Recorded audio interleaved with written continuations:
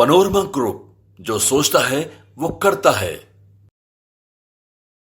नमस्कार, आप देख रहे हैं भारत लाइव। देखिए, लोकसभा की तारीखों का ऐलान हो गया है। आपने देखा है कि किस तरीके से कल इलेक्शन कमीशन ने प्रेस कॉन्फ्रेंस करके तमाम जो लोकसभा चुनाव की तारीखों का ऐलान है, लोकसभा जो है वो 7 चरणों में होगा। लेकिन आपको बता दें कि लोकसभा के तारीखों का ऐलान होने के बाद से बिहार की सियासत जो है वो तूल पकड़ चुकी है।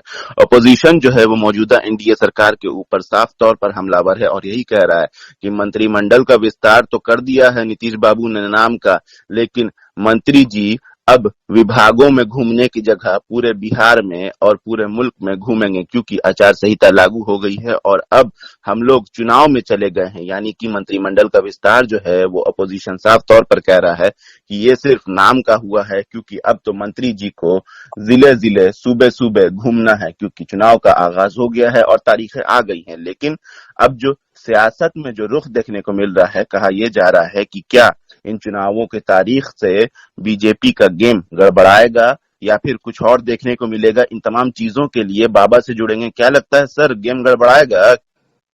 देखिए, अब बात सबसे पहले तो कल जब चुनाव की तारीखों की घोषणा हुई तो 7 चरण में चुनाव की घोषणा हुई, जिसमें बिहार, यूपी, बंगाल, इन 3 राज्यों में 7 चरण में चुनाव होंगे और बाकी के राज्यों में और कम ही चरण में चुनाव समाप्त हो जाएंगे। आपको बता दें कि सबसे बड़ी बात यह है कि 81 दिन तक, मतलब 80 दिन से ज्यादा, इससे पहले 75 दिन तक आचार संहिता लगता था, लेकिन इस बार 81 दिन तक आचार संहिता लगेगा और लगभग 20 साल के बाद यह पहला अवसर होगा जो जून में परिणाम आएंगे। 4 जून को, 19 अप्रैल से यह चुनाव की प्रक्रिया शुरू हो रही है, जिसमें 1 जून तक चलेगी। अगर पहले चरण की बात करें, हम देखिए, ये हम इसलिए बता दे रहे हैं कि ये मेमोरी में हमारी आम जनता को रहे। बिहार पर हमारा विशेष फोकस है, लेकिन इन चरणों में क्या होगा हम जरा सा उसको पहले पोर्ट्रे कर देते हैं कि पहला चरण 19 अप्रैल को होगा। इसमें 21 राज्य के 102 सीटों पे चुनाव होंगे, मतदान होंगे। इनके लिए इनका भी परिणाम आएगा 4 जून को। तो वहीं दूसरे चरण में 26 अप्रैल को मतदान होंगे, जिसमें 13 राज्यों के 89 सीटों पे मतदान होंगे। तो वहीं तीसरे चरण की बात करें तो 7 मई को होगा, जिसमें 12 राज्यों के 94 सीटों पर मतदान होगा, जिसमें शामिल है असम, बिहार, छत्तीसगढ़, गोवा, गुजरात, कर्नाटक, मध्य प्रदेश, महाराष्ट्र, यूपी, पश्चिम बंगाल, दादर नगर हवेली, जम्मू कश्मीर। आपको बता दें कि इन 7 चरणों में बिहार, सब चरण में चुनाव बिहार में होने वाले हैं, उसका डिटेल हम देते हैं। लेकिन उससे पहले आपको बता दें कि चौथे चरण में 13 मई को जब वोटिंग होंगे तो 10 राज्यों के 96 यानी 96 जो कॉन्स्टिट्यूएंसी है उस पर वोट डाले जाएंगे। तो 5वां चरण जो होगा 20 मई को होगा और 8 राज्य के 49 यानी 50 में एक कम 49 जो है जो लोकसभा है उनमें मतदान होंगे। छठा चरण जो होगा 25 मई को होगा, 7 राज्यों के 57 सीटों पर चुनाव होगा और 7वां चरण जो अंतिम चरण है उसमें 1 जून को 8 राज्यों के 57 सीटें मतदान सीटों पर मतदान होंगे। आपको बता दें कि इससे पहले आपको बता दें कि इस बार जो है सबसे बड़ा मतदाता जो होगा, सबसे अधिक संख्या में मतदाता वोट करेंगे।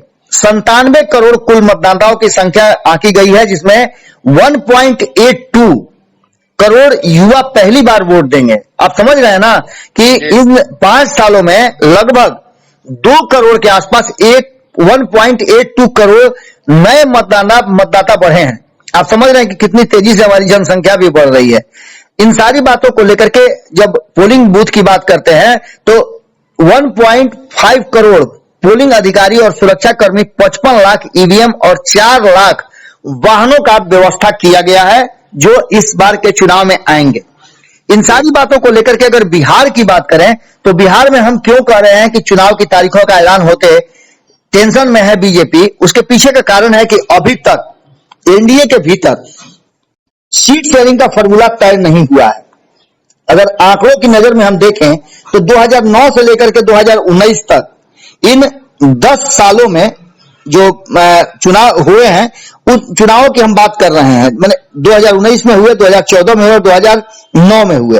तो 2009 की बात करें तो भारतीय जनता पार्टी 116 सीटों पर चुनाव जीती थी, जिसमें उसको वोट आया था लगभग 19% के आसपास और एनडीए को 159 सीट, मतलब 159, 60 से कम सीटें आई थी एनडीए को, जिसमें 24.2% का वोट आया था। बात कांग्रेस की करें या कांग्रेस के गठबंधन की करें तो कांग्रेस को 206 सीटें आई थी। आपको पता है कि 2009 में दूसरी बार यूपीए 2 आई थी, जिसमें 206 सीटें कांग्रेस को आई थी। 28.6% जो है वोट उन्हें प्राप्त हुआ था और यूपीए को 262 सीटें आई थी। आपको पता है कि 543 लोकसभा वाले इस सदन में 272 का आंकड़ा बहुमत का होता है। तो 2009 में भारतीय जनता पार्टी अपनी शुरुआत कर चुकी थी 116 सीटें जीत करके। वहीं आपको बता दें कि 2014 की बात करें, जहां नरेंद्र मोदी का पदार्पण हुआ, उनकी लहर चली, वहां 31% से ज्यादा वोट ला करके 282 सीट, यानी 272 का जो आंकड़ा था अपने दम पर भारतीय जनता पार्टी ने वो पार कर लिया था और 282 सीटें जीत करके आई थी। तो वहीं बात करें संयुक्त एनडीए की, तो इनको 336 सीटें प्राप्त हुई थी और इनके वोट का प्रतिशत लगभग 39% था। वहीं कांग्रेस की बात करें तो कांग्रेस मात्र 44 सीट पर टिक गई थी और 19%, 19.5% के आसपास उसको वोट मिले थे। तो यूपीए को 59, यानी संयुक्त यूपीए को 59, जो यूपीए 262 सीटें लेकर के आई थी 2009 में, वो 2014 में मोदी लहर में पूरी तरह से ध्वस्त हो गई और मात्र 60 सीटें भी प्राप्त नहीं कर पाई, 60 से भी कम थी। यहां तक कि विपक्ष के ओहदा पाने तक का उनके पास सीट नहीं था। 23% के आसपास उनको वोट आए थे, जो कि भारी गिरावट हुई थी। कहां 36%, वहां कहां 23%। 2019 में स्थिति और भी यूपीए की खराब हुई और भारतीय जनता पार्टी बहुत ऊपर आ गई। और ये हम इसलिए बता रहे हैं कि 2009 से लेकर के 2019 के बीच में किस तरह से कांग्रेस गिरी और भारतीय जनता पार्टी का उठान हुआ। कहीं ना कहीं भारतीय जनता पार्टी 2019 की अगर बात करते हैं, 303 सीटें आपको भी पता है, सभी लोगों को पता है कि जीत करके आई थी, जिसमें 37% से ज्यादा, लगभग 38% के आसपास वोट आया था। और एनडीए 351 सीट जीत करके आई थी, जिनको 38% से अधिक वोट मिले थे। वहीं कांग्रेस इस बार थोड़ा सा बेहतर करते हुए 52 सीटें जीत पाई थी, यानी कि 2014 से बेहतर प्रदर्शन किया था। हालांकि प्रदर्शन भाजपा का भी बेहतर था, लेकिन कांग्रेस का भी प्रदर्शन, पिछली बार 44 आई थी, इस बार 52 सीटें आई।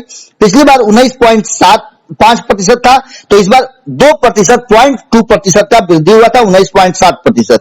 यूपीए की बात करें तो 90 सीटें आई थी, जो कि पिछली बार से काफी अधिक थी। वोटों का प्रतिशत भी लगभग 3% से ज्यादा बढ़ा है। हम ये बातें इसलिए बता रहे हैं कि बिहार में जो परिस्थितियां बनी है ना, उन परिस्थितियों में जो 7 चरण में चुनाव होने हैं 3 राज्यों में, यूपी, बिहार और पश्चिम बंगाल में, उनमें बिहार में 7 चरणों में जो चुनाव होने हैं, उसमें सबसे पहले चरण में 19 अप्रैल को 4 सीटों पे चुनाव होगा, जिसमें औरंगाबाद है, गया है, नवादा है और जमुई है। तो आप समझ सकते हैं कि ये लड़ाई कैसे होगी। इस लड़ाई में अगर पशुपति कुमार पारस दूसरे खेमे में चल जाते हैं तो पहले ही चरण से आप मान के चलिए चाचा भतीजा की लड़ाई आपको देखने को मिल सकती है। दूसरे चरण की बात करें तो 26 अप्रैल को 5 सीटों पर चुनाव होगा, जिसमें जो सीमांचल के क्षेत्र हैं और मिथिलांचल के किशनगंज, कटिहार, पूर्णिया, भागलपुर और बांका, इसके लिए सारी व्यवस्था चुनाव आयोग ने कर ली है। तीसरे चरण की बात करें तो 7 मई को होगा। 5 सीट बिहार में चुनाव होंगे, 5 सीटों पे, जिसमें कोसी और सीमांचल का क्षेत्र इसमें शामिल है, जिसमें आपको झंझारपुर होगा, सुपौल होगा, अररिया होगा, मधेपुरा होगा, खगड़िया होगा। अभी तक सीट शेयरिंग का समझौता नहीं हुआ है, तो आप समझ सकते हैं कि कितना कठिन होगा ये सब कुछ जल्दी से निपटा लेना। चौथे चरण की बात करें तो 13 मई को चुनाव है और 13 मई को दरभंगा, उजियारपुर, समस्तीपुर, बेगूसराय और मुंगेर, ये मिथिलांचल और अंग क्षेत्र कहे जाते हैं। 5वें चरण में 20 मई को 5 सीट पर चुनाव होगा, जिसमें सीतामढ़ी, मधुबनी, मुजफ्फरपुर, सारण और हाजीपुर की सीटें होंगी। तो छठे चरण में 8 सीटें होंगी। 25 मई को ये मतदान होगा।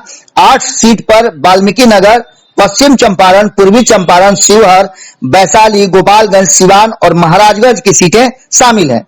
7वें चरण में भी 8 सीटों पर चुनाव होगा, जिसमें 1 जून को अंतिम जो चरण है वोट डाले जाएंगे। 8 सीटों पर चुनाव होगा। नालंदा, पटना साहिब, पाटलिपुत्रा, आरा, बक्सर, सासाराम, काराकट और जहानाबाद। 4 जून को परिणाम आने हैं। इससे पहले हम ये क्यों कह रहे हैं कि भारतीय जनता पार्टी की जो टेंशन है वो बढ़ गई है। टेंशन बढ़ने का सबसे बड़ा कारण है कि जितना अपने आप को निश्चिंत समझ रही थी एनडीए, कि वो आराम से सब कुछ कर लेगी, सब कुछ सीटों का शेयरिंग से लेकर के सामंजस्य बन जाएगा और स्टार प्रचारक भी उसके पास आ जाएंगे, सारी परिस्थितियां बन जाएगी। लेकिन अचानक से नीतीश कुमार के एनडीए में आने के बाद परिस्थितियां एकदम बिल्कुल विकट हो गई हैं और आप देख रहे होंगे सीट शेयरिंग के समझौते को लेकर के कितना रस्साकसी मची हुई है। अभी तक पशुपति कुमार पारस ने विद्रोही तेवर अपनाया है, तो वहीं मुकेश सहनी जो इंतजार कर रहे थे कि वो एनडीए का हिस्सा होंगे, भारतीय जनता पार्टी और एनडीए के जो कर्ता धर्ता हैं वो उनको बुलाएंगे, उनसे बातचीत करेंगे, लेकिन अब तक ऐसा नहीं हुआ है। अभी भी आपको पता होगा कि एनडीए के संयोजक के तौर पर, अध्यक्ष के तौर पर अमित शाह हैं। जब तक वो फाइनल डिसीजन नहीं करेंगे तो एनडीए में किसी की एंट्री नहीं होगी। वहीं आपको बता दें कि उपेंद्र कुशवाहा भी वेटिंग लिस्ट में है। तो कहीं ना कहीं एक बात साफ नजर आता है मंत्रिमंडल के कल विस्तार विभागों के बंटवारे के बाद कि जीतन राम मांझी को मना लिया गया है, क्योंकि जीतन राम मांझी के पुत्र जो नीतीश मंत्रिमंडल में मंत्री बने हैं और एमएलसी भी बन चुके हैं, उनके लिए एक नई खबर है और खास करके हिंदुस्तानी आवाम पार्टी को ऐसा लग रहा है कि वो इंडिया का हिस्सा रहेगी, क्योंकि उनके विभागों की संख्या बढ़ाई गई है। 3-3 विभाग संतोष सुमन के पास दिए गए हैं। ये ऐसा प्रतीत होता है कि उनको फ्रेम में उतार लिया गया है और वो एनडीए के हिस्सा बने रहेंगे। लेकिन उपेंद्र कुशवाहा अभी भी वेट एंड वॉच की स्थिति में है। उनके साथ क्या होगा, कई राउंड की बातचीत हो गई है, जेपी नड्डा से भी उनकी बातचीत हुई है, उसके पहले संजय जायसवाल से उनकी बात हुई थी, लेकिन अभी तक सीटों का क्लियरेंस नहीं हुआ है। खबरें आ रही हैं कि 1 से 2 सीटें उन्हें दी जा सकती हैं, लेकिन यह मामला जब तक नहीं सुधरता है तब तक भारतीय जनता पार्टी का टेंशन बरकरार रहेगा। नीतीश कुमार को ला करके, और जो हमारे यहां भोजपुरी में बड़ी पुरानी कहावत है कि पूत मांगे गई नहीं या भतारो गंवा के नहीं, वही वाला स्थिति नजर आ रहा है। कहीं ऐसा ना हो कि नीतीश कुमार के चक्कर में भारतीय जनता पार्टी को बिहार में बड़े समस्या और बड़ा टेंशन झेलने को मिले, क्योंकि अगर एनडीए में ये घटक दल निकल करके बाहर चले जाते हैं तो ये मान के चलिए कि 32% वोट के साथ राष्ट्रीय जनता दल और अभी वर्तमान जो महागठबंधन है वो टिका हुआ है। और अगर ये चले जाते हैं तो अगर वोटों का आप देख ही रहे होंगे, हम आपको इसलिए सुना रहे थे कि कितने कितने वोटों पे सरकारें बनी हैं। 38% से थोड़ा सा ज्यादा 38.4% वोट ला करके जब एनडीए 351 सीटें ला सकता है, तो आप समझ सकते हैं कि 32% वोट तो ऑलरेडी आपको एमवाई समीकरण का नजर आ रहा है। उसको अगर 30% भी कर लेते हैं और इन लोगों के जाने से अगर वोटों का ध्रुवीकरण नहीं होता है और ये अपने अपने हिस्से का वोट ला देते हैं, तो ऐसी स्थिति में भारतीय जनता पार्टी को बिहार की 40 सीटों पे भारी टेंशन का सामना झेलना पड़ेगा और सारे आंकड़े, सारे सर्वे सब ध्वस्त हो जाएंगे। टेंशन इसी बात का भारतीय जनता पार्टी को है कि कैसे वो एनडीए को बचा ले और इन सभी लोगों को रोक के रखे। जी बिल्कुल सर, जैसा कि आपने बताया कि तमाम बातें जो सामने देखने को मिल रही है वो काफी परेशान करने वाली है, क्योंकि तमाम हिंदुस्तान के अलग अलग सूबों में इलेक्शन की तारीख ऐलान होने से पहले ही बीजेपी ने अपने तमाम घटक दलों के साथ और साथियों के साथ सीटों का बंटवारा जो है वो कर लिया है। लेकिन बिहार में जो पेच फंसा हुआ है वो अभी तक नहीं सुलझा है, क्योंकि मंत्रिमंडल का विस्तार तो जितनी देरी मंत्रिमंडल विस्तार में हुई है, सबने देखा है कि किस तरीके से कयासों का बाजार गर्म हो गया था और ऑपोजिशन साफ तौर पर कह रहा था कि बिहार का विकास, बिहार का काम और बिहार की तरक्की रुक गई है, क्योंकि मंत्रिमंडल विस्तार नई सरकार बनने के बाद से नहीं हुआ है। हमने देखा है कि मंत्रिमंडल विस्तार भी हो गया, लेकिन सीटों के बंटवारे पर लेकर के जो घमासान और जो नूरा कुश्ती चल रही है वो साफ जाहिर हो रहा है कि बीजेपी को अंदर ही अंदर डर सता रहा है कि कहीं बिहार में उसका 400 पार का जो आंकड़ा है वो गड़बड़ा न जाए, कहीं यहाँ के घटक दल उसको ऐसा झटका न दे जो कि